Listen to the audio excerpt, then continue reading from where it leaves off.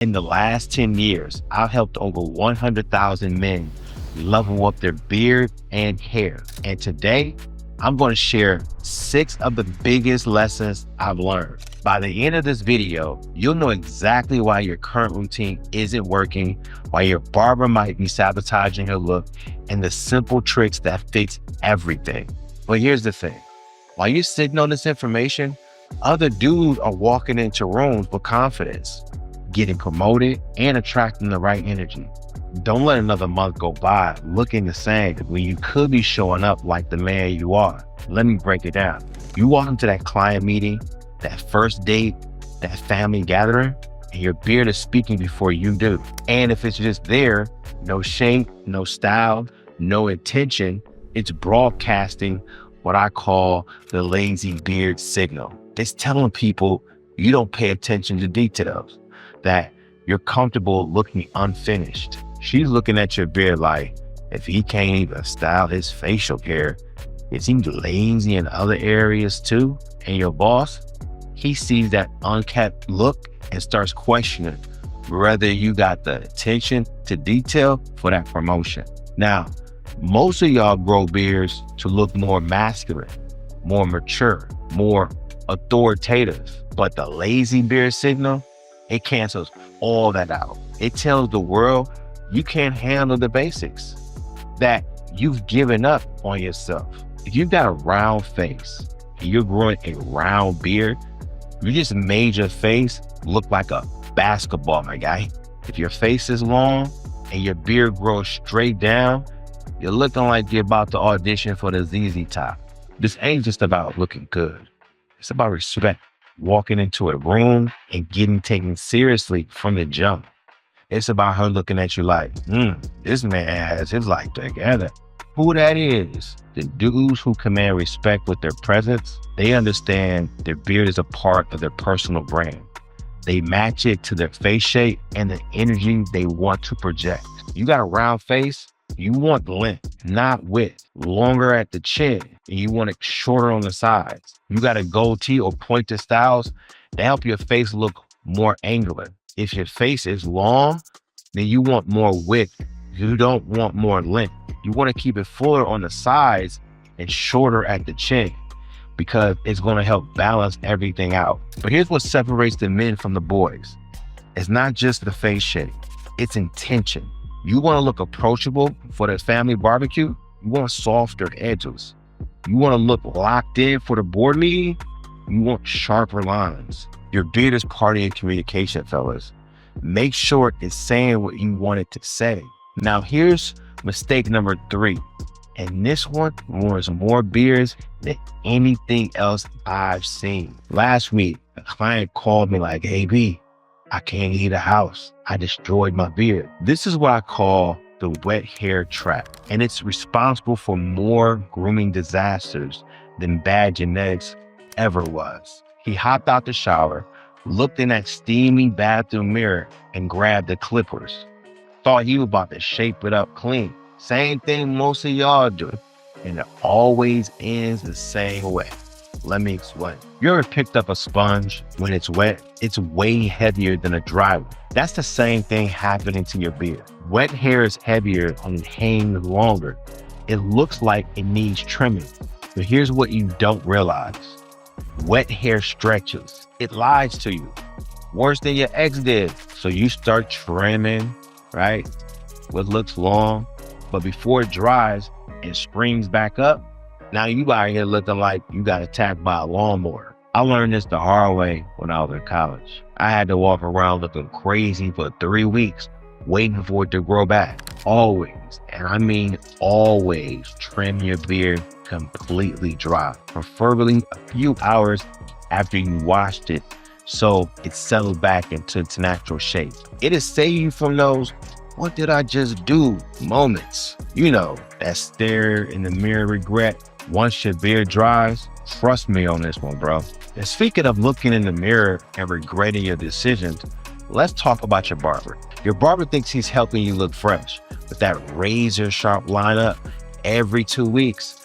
But what he's really doing is casting what I call the barbershop curse. And it might be aging you about 10 years. See, it's not the act of getting lined up that's the problem. It's what those sharp lines do to your hairline. When your barber gives you that razor edge, he's basically drawing attention to the exact spot where your hair stops and your forehead starts. It's like putting on a neon sign. Look here, this is where the hair ends. But when it's blended soft, your eye can't tell exactly where the hairline is. And that's the trick. Dudes with fading hairlines go sharp thinking it'll make them look fresher. But all they're doing is spotlighting the very thing that they're trying to hide. Take that same dude, blend the edges softly instead of razor sharp, and suddenly you can't even tell the hairline moved. And here's the real game. If your corners are already thin, skip the lineup at the temples completely. Just blend it softly. You'll look younger, more natural, and you'll stop speeding up your own hair loss. Your barber works for you, not the other way around. So speak up, because he got you out here looking like you lined up your forehead with a ruler. Now, when dudes finally realize their barber ain't helping, where do they turn? You already know. YouTube University, right? And let me guess, your bathroom cabinet is full of products that didn't work. You're still getting the same disappointing results 3 years later. And now you're starting to wonder if you just falling off. You're 32, 35, maybe pushing 40, and you're still following routines from some 22-year-old kid who ain't got your stress level, your thinning crown, your career, your responsibilities. Meanwhile, you're watching other men your age walk into rooms and command them while you're still trying to figure it out. See, that generic routine, it might work for somebody with perfect genetics and zero responsibilities, but you're dealing with real life. The same generic advice has you trying the same approach over and over, expecting different results. And all it's doing is keeping you stuck. What you need is guidance built for your age, your lifestyle, your stress level, your genetic pattern, built for the man you are now. You don't want to be that guy who's still figuring out his grooming in his late 30s while everybody else has moved on. You show up at the family reunion and they're already counting you out. Oh, he got his grandfather's hairline. They see your corners fading back and they tell you, you damn near doomed. This is what I call the genetics curse. It's the most dangerous trap of them all because it convinces men to surrender before they even start fighting. My dad went bald at 30, so I'm screwed. It runs in the family. Ain't nothing I can do about genetics. But what if I told you some of the most dramatic transformations came from dudes whose fathers were bald by 30, men who broke the curse at 35, at 38, even 42 years old. See, the genetics curse ain't just about hair. It's about accepting powerlessness in your life. It's using your family history as an excuse to stop fighting, stop trying, stop believing you can change your situation. And that powerless mindset, it doesn't stay in your scalp.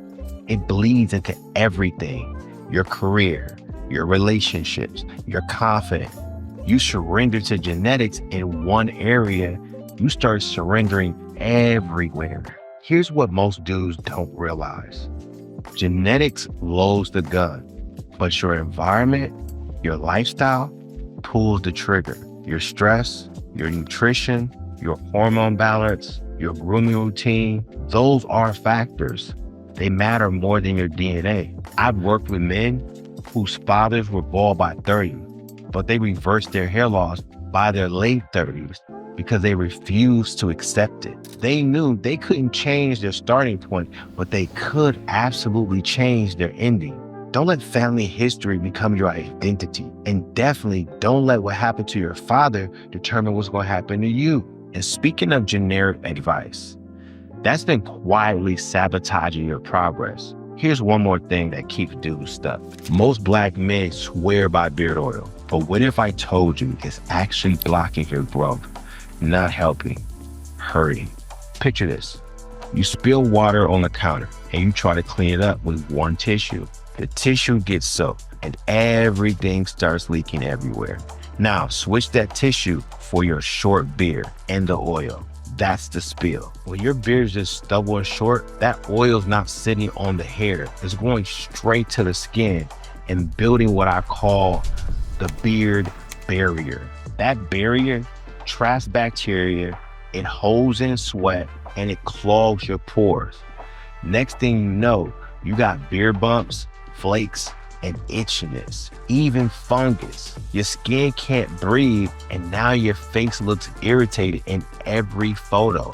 And let's be honest, nothing kills your credibility faster than showing up to a meeting or date with a face full of irritation and beard bumps.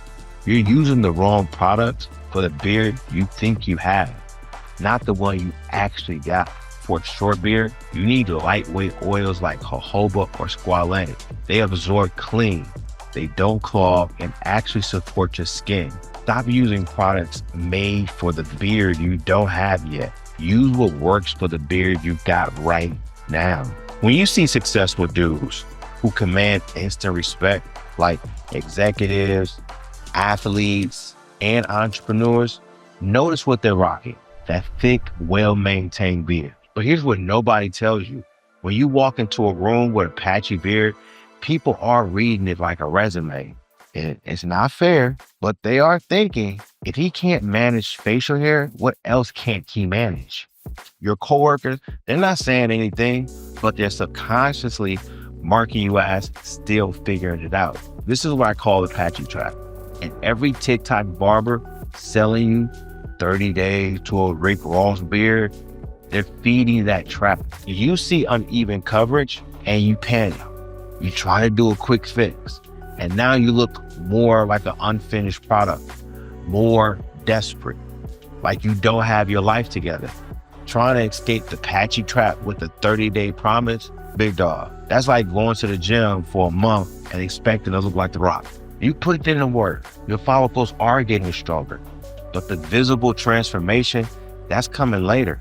Real beard growth, the kind that changes how people see you, takes 90 to 120 days minimum. So what separates the ones who break free from the ones who stay stuck? They document the real transformation, not with mirrors, because mirrors lie, especially in bad lighting. They use photos. They take a photo in the same spot, at the same time, with the same angle, every single day. Because when you hit that day 85 and compare to day 17, bada boom, bada bang, your coverage been filling in, your edges getting stronger. You just missed it because you were stuck in the 30-day desperation cycle. And those quick fix programs, they know you'll quit before the real change kicks in. Don't stay trapped. You can have your grooming on point, but if your beard doesn't match your face shape, your whole look might still feel off. If you want to clean that up and actually look sharp, watch this next video. I'll break down which beard styles fit which face shapes and how to find the one that actually works for you.